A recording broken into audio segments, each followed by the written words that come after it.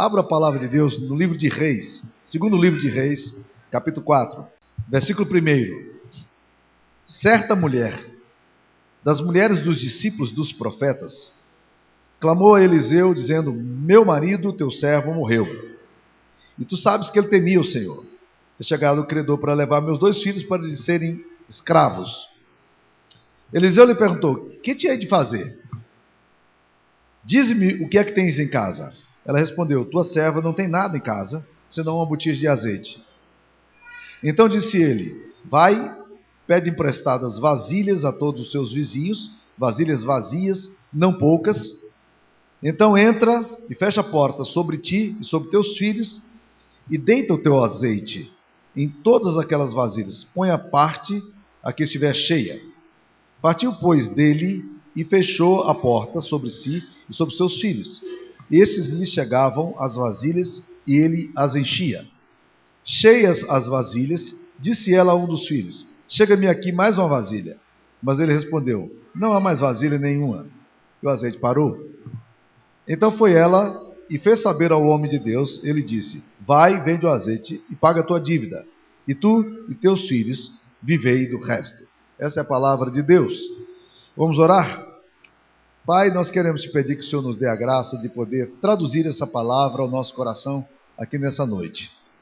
Ó Deus, que o teu Espírito Santo que ilumina, o teu Espírito Santo que inspirou essas palavras, possa também, ó Deus, iluminar os nossos corações aqui, para a gente poder aplicar isso ao nosso coração, sermos renovados no Senhor. Essa é a nossa oração, em nome de Jesus. Amém. Meus queridos, o que nós observamos nesse texto aqui é um negócio extremamente desafiador. Porque a Bíblia nos conta a história de um dos discípulos dos profetas, que era um seminarista, né? Ou como a gente diz na linguagem popular, um fiote de pastor. Então esse seminarista era um homem crente. A Bíblia fala que ele era crente. Ela fala aqui, olha, tu sabes que ele temia o Senhor. Era um homem crente, um homem bom, um homem de fé. Mas o que diz a palavra de Deus? Que apesar da fé que ele tinha, apesar de crer em Deus, e apesar de ser um homem temente a Deus, isso não o isentou de problemas. E a Bíblia nos fala aqui que ele morreu e deixou a mulher para trás com 2 filhos. Já seria muito difícil viver numa situação dessa. Num lugar onde não há um sistema social, num lugar onde não tem um INSS, um plano de aposentadoria. Essa mulher fica agora com os 2 filhos. E o pior é que ela fica não apenas com os 2 filhos para tratar, mas ela fica com saldo devedor também. Ela tem outro problema. Ela tem que pagar as contas que ficaram para trás. E ela não tem dinheiro para pagar. Como todo bom seminarista, ela não tem dinheiro para pagar. E a Bíblia diz que ela chega para Eliseu e começa a falar do problema dela. E quando ela fala para o profeta, ela fala: os credores vieram atrás agora, porque como eu não tenho como pagar, eles querem levar meus filhos como escravos para trabalhar de graça para eles. Era essa a situação dessa mulher, situação extremamente complicada. E a Bíblia nos diz, meus queridos, nós aprendemos aqui algumas lições. Primeiro, que o fato de você temer a Deus, isso não impede tragédias na sua vida. Uma pessoa de Deus pode passar por tribulações pesadas. Esse texto também nos mostra que o temor de Deus não impede escassez, porque esse homem era um homem temente a Deus e ele vivia numa situação de escassez. E esse texto também nos mostra que homens de Deus e mulheres de Deus também podem passar por situações insolúveis. Porque quando ele chega e relata isso ao profeta Eliseu, um homem acostumado a lidar com situações impossíveis, diz a Bíblia que Eliseu olha para a mulher e faz uma pergunta que eu, como pastor, muitas vezes faço para as pessoas que trazem o problema para mim. Olha que a pergunta, ele diz assim: quem te hei de fazer? Em outras palavras, as pessoas trazem os problemas, eu olho para elas, elas não têm solução, elas olham para mim tentando saber a solução e digo assim: eu não faço a mínima ideia como é que eu vou resolver esse problema. Ou como diz um presbítero da minha igreja, Dr. Joe, e quando as coisas estão muito difíceis, ele pergunta assim: eu só quero ver como é que Deus vai sair dessa. Porque você olha para a pessoa esperando uma resposta, você não tem resposta. Ela não tem resposta. As questões são insolúveis. E é exatamente isso aqui que esse texto vai nos mostrar esse problema. E aqui, meus queridos, nós temos uma situação que filosoficamente, teologicamente é difícil de resolver. Como você concilia um Deus que é perfeito, bom, amável, poderoso, que permite que a gente passe por situações onde a gente tem perdas, situações insolúveis, escassez, e a gente não tem resposta. E é exatamente esse quadro que nós vemos aqui. E esse texto vai nos mostrar, meus queridos irmãos, que alguns milagres começam a acontecer na vida dessa mulher. E eu fico impressionado com as lições que esse texto nos mostra. E como é que esses milagres podem acontecer na nossa vida e como aconteceram aqui? Deixa eu tirar algumas lições rápidas aqui desse texto. A primeira coisa que eu diria é que milagres acontecem, meus queridos irmãos, quando a gente corre em direção a Deus e não foge de Deus. Porque essa mulher, ela não tem resposta, ela não sabe como lidar com esse problema, a situação é extremamente difícil, no entanto, para onde ela vai? Ela corre de Deus? Ela foge de Deus? Não, ela corre em direção ao profeta. Muitas e muitas vezes eu tenho encontrado pessoas que não sabem como resolver seus dilemas e enfrentam lutas tremendas e não têm respostas filosóficas. A primeira coisa que eles fazem é entrar num quadro de ceticismo, de incredulidade. Eu estou com um casal na nossa igreja que experimentou uma perda violentíssima da sua filha, que foi assassinada de uma forma brutal aqui em Goiânia, alguns anos atrás. Era uma família crente, e essa menina estava se projetando no mercado de trabalho, no mundo de marketing, e de repente essa menina, a vida dela foi ceifada violentamente por 3 pessoas. 3 homens a mataram de forma brutal. E esse casal, literalmente, ele perdeu completamente a referência teológica, a referência de Deus, referência de sagrado, e por anos essa família esteve afastada da igreja. Agora, de uma forma muito lenta, estão começando a voltar para a igreja. Ela me abraça na porta da igreja, e eu a abraço e digo, e ela sempre me fala assim: eu tô resgatando a minha compreensão de Deus.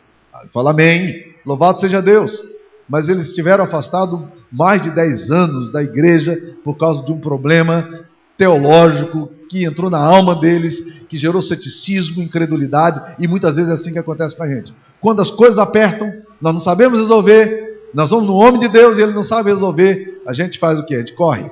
Essa mulher corre para onde? Ela corre para Deus. Ela vai ao profeta e diz: o que é que eu vou fazer? Está aqui o problema. O que é que eu faço? Mas eu quero dizer, meu querido, se você quer experimentar milagre na sua casa, corre para a direção de Deus. Essa mulher sabia de uma coisa fantástica nas Escrituras. Deus é o meu refúgio e fortaleza, socorro bem presente nas tribulações. Ainda que os montes se esfacelem, ainda que a terra tumultue, ainda que o mar esbraveje, há um rio cujas correntes alegram a cidade de Deus, o santuário da morada do Altíssimo. Deus está no meio dela, jamais será abalada. Ah, meus queridos, quando nós temos essa convicção e corremos para Deus, os milagres começam a acontecer quando isso se dá. Segunda coisa que eu percebo é que milagres acontecem quando nós descobrimos que coisas insignificantes podem se tornar poderosas nas mãos de Deus. Porque o profeta diz aqui: que te hei de fazer? E logo em seguida ele diz: dize-me o que é que você tem em casa. E ela responde, verdadeiramente ela diz: tua serva não tem nada em casa. Mas quando ela responde, ela lembra: ei, não, eu tenho alguma coisa em casa. Aí ela diz: tua serva não tem nada em casa, senão uma botija de azeite. Fantástica essa resposta da mulher. Ela diz: eu só tenho uma botija de azeite em casa. Gente, o que é uma botija de azeite? Absolutamente nada. Mas é curioso que Deus agora pega o que ela tem, que é mínimo, e Ele começa a fazer milagre a partir daquilo que você acha que não dá para fazer nada. Eu tenho aprendido algumas lições de fé, meus queridos irmãos, em situações aqui, nessa igreja aqui, Edna era minha tesoureira, está aqui hoje, né? E a gente vivia situações muito limitadas financeiramente, mas experimentamos muitos milagres maravilhosos de Deus agindo aqui na nossa igreja, dando sustento, socorro.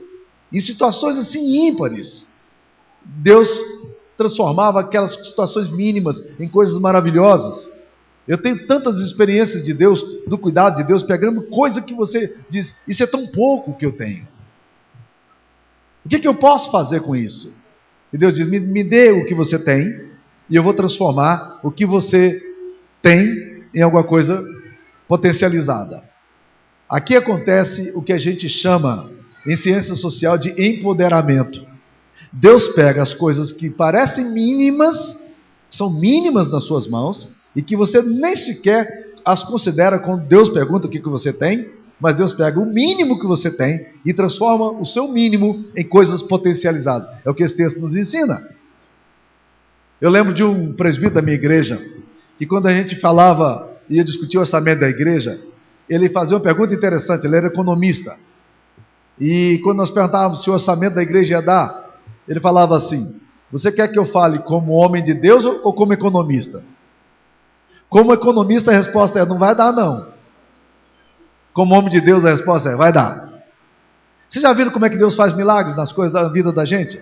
Você já observou que na Bíblia 90%, 100% do que você ganha não dá? Mas que 90% do que você ganha dá para você? Deus potencializa o que você tem, porque Deus quer usar, e aqui eu vou usar uma frase que eu vi algum tempo atrás que me fez muito sentido. Deus vai usar o teu currículo. Deus vai usar o que você tem. Deus pode fazer do nada, como Ele sempre fez. A criação foi do nada.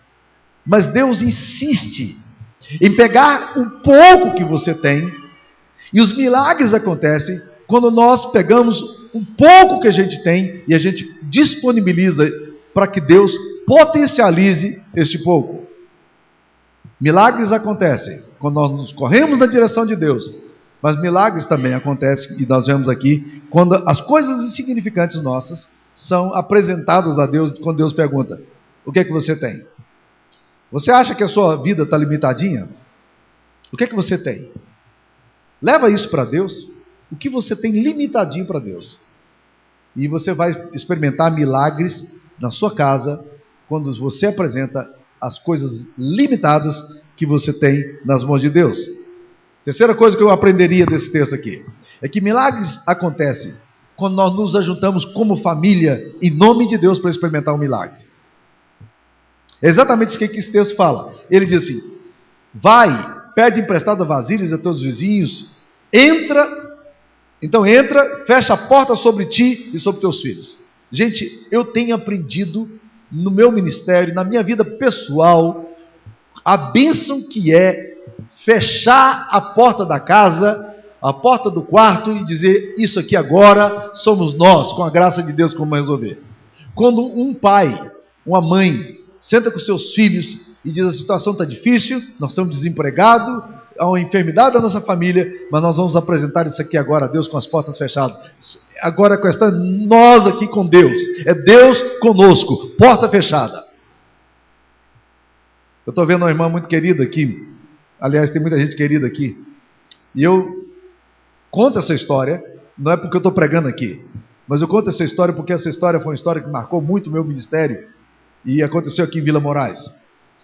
Havia um casal da nossa igreja, que morava ali naquele bairro, Caiçara, né? Que tem aqui pertinho, o bairro Caiçara. Ele era funcionário do Bradesco, funcionário de carreira do Bradesco. E a vida reguladinha, organizadinha, ela dava aula na escolinha que nós tínhamos aqui na igreja, cuidavam, abriram uma escolinha aqui, mas os recursos eram sempre muito pequenos, mas a função dele como gerente do Bradesco dava uma condição boa de família para família, né? E um dia esse irmão vai para o trabalho, como ia todos os dias, sempre fiel, funcionário, cerca de 20 anos de carreira já no banco. E eu já aprendi uma coisa interessante: funcionário público, gerente de banco ou funcionário de banco e pastor só sabe fazer uma coisa. Se é pastor, só sabe pastorear. Se é gerente de banco, se é funcionário de banco, só sabe ser gerente de banco. Se é funcionário público, só sabe ser funcionário público. Se for demitido, não sabe o que fazer. Lamentavelmente, é isso que acontece, né? E aí ele chega lá, dia normal, o banco estava fazendo reestruturação, o salário dele era alto, é um funcionário de carreira, o banco não quis nem saber. Disse, olha, muito obrigado pelos seus préstimos, mas você volta para sua casa desempregado. E aí a filhinha, naquela época, a Vanessa, estava fazendo 4 anos de idade.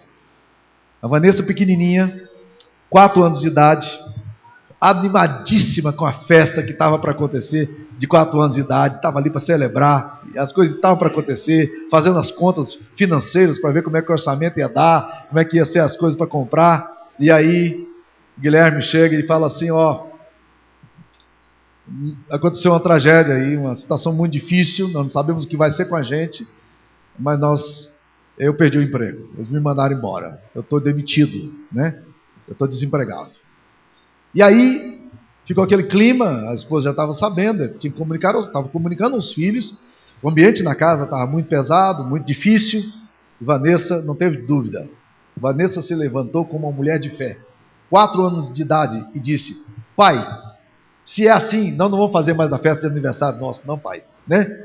Não, filhinha, vai dar para fazer a festa de aniversário? Não, pai, mas não vai poder gastar, então está tudo bem, né? Esse irmão meteu a cara nos estudos, foi para a faculdade, terminou o curso dele de Direito, prestou um concurso dificílimo no INSS e se transformou num fiscal do INSS e aposentou como fiscal do INSS. A família reunida naquele local, abrindo o coração, falando das dores, compartilhando com os filhos, orando por isso. Meus queridos, se há alguma coisa que causa impacto no reino de Deus e no mundo espiritual, é exatamente uma família que teme a Deus e que se aproxima de Deus com temor, para dizer: Deus, essa situação só o Senhor pode resolver. Isso é coisa de gente que crê, isso é coisa de família crente. Se a sua família está enfrentando grandes lutas, meu querido, eu quero te dizer: fecha a porta do teu quarto com a tua esposa e diz: olha, está muito difícil, isso aqui não está normal, nós vamos apresentar isso aqui agora para Deus. Ajoelha ali com os seus filhos, exercite fé, os seus filhos juntos vão aprender fé, vocês todos vão crescer na graça de Deus, pela experiência de que há um Deus que ouve as orações de uma família quando está experimentando a graça de Deus e está ali de joelhos. Os milagres acontecem quando as portas das nossas casas são fechadas para a gente se aproximar diante de Deus. Se quer milagre na sua casa, meu querido, faça isso. Agora eu queria dizer uma outra coisa. Milagres acontecem quando nós dependemos de Deus e confiamos nas suas promessas. Porque esse homem dá uma ordem esdrúxula a essa mulher, não é? Ele diz assim: bem, você tem uma botija de azeite? Vai lá agora, pega tudo quanto é vasilha dos vizinhos lá e leva para tua casa e fecha a porta. Imagine, você está morando aqui ainda, né, pastor Silas? Pastor Silas e a Eva, um dia de manhã, acorda atacado e começa a ir nos vizinhos tudinho. Aqui tem algum vizinho aqui do pastor Silas? Alguém aqui é vizinho? Não, né? Mas aí ele chega nos vizinhos ali e fala assim: ô fulano, você tem uma panela de pressão aí? Você tem uma vasilha aí? Eu tenho. Pode me emprestar? Pode. Aí traz 2 vasilhas. Não, cara, eu quero mais. Traz mais umas 5 aí para mim. Aí traz. Não, mas eu queria mais. Para que você quer tanta vasilha, pastor? Não, é uma coisa, né? Tem mais? A dona de casa, provavelmente, o maridão vai olhar: pastor pirou de vez. Que negócio de pegar vasilha? Aí chega no outro vizinho, já está com as 15 panelas. Chega ali no outro vizinho: você tem uma panela aí para me emprestar? Tenho. Que tamanho? É o maior que tiver. Ok, panela. Aí, não tem mais uma não? Tem, mas o senhor quer outra panela para quê? Ah, isso é uma coisa minha. Não parece uma coisa meio maluca? Você imagine a especulação que os vizinhos começaram a criar quando essa mulher, viúva, começou a reunir tudo quanto era vasilha. Gente, não tinha vasilha como a nossa de alumínio, fácil levar, não. Era tudo de cerâmica. Aquelas jarrinhas, né? Aquele negócio tudo assim. As panelas eram tudo de barro, né? Vai levar tudo agora para casa. E os vizinhos estão vendo aquele comportamento estranho da mulher, porque ela pega aqueles negócios, vai entulhando a casinha dela, tudo de varrinha, mais vasilha, mais vasilha, mais vasilha, mais vasilha. Aí ela começa a despejar o azeite ali. Vai despejando azeite, vai despejando azeite, vai despejando azeite. Traz mais vasilha, mais vasilha, mais vasilha. E as vasilhas chegando, e o azeite. Traz mais vasilha. Acabou, mãe. Não, mais vasilha. Acabou, mãe, não tem mais vasilha. Acabou. E aí, o azeite da botija mingua. Acabou tudo. Em outras palavras, o milagre se deu até as possibilidades que aquela mulher tinha. Eu tenho aprendido o seguinte, que não falta misericórdia da parte de Deus. Às vezes falta fé da parte da gente.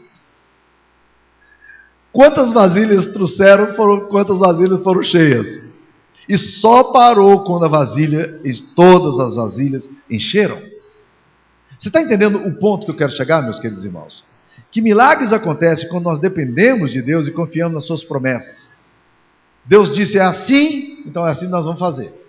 A ordem aqui é uma ordem meio estranha, mas é exatamente a ordem que ela faz. Esse texto nos mostra exatamente isso. Deus tem mais para dar do que a família tem para receber.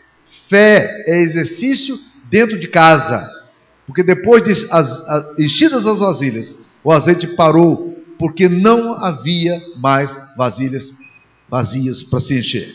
O azeite não acabou porque a graça e o poder de Deus foram limitados.